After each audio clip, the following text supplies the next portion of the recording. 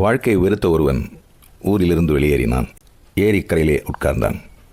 அவன் உட்கார்ந்தது ஒரு மூட்டையின் மீது. அந்த மூட்டைக்குள் கூழாங்கற்கள் போல் கற்கள் நிறைய இருந்தன. ஒவ்வொரு கல்லாக எடுத்து ஏரியிலே எரியத் தொடங்கினான். ஏதேதோ சிந்தனைகளில் மூழ்கிய வண்ணம். மூட்டை கரைந்து போனது. கற்களும் ஒவ்வொன்றாக எரியப்பட்டன.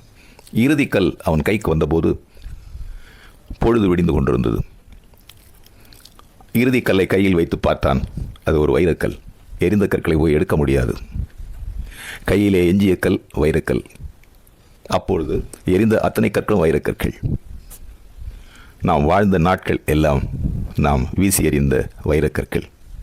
இன்னமும் எஞ்சியிருக்கிற நாள் கையிலே எஞ்சியிருக்கின்ற வைரக்கல். என்ன செய்ய போகிறோம்? இந்த வைரக்கல்லையும் எரிய போகிறோமா?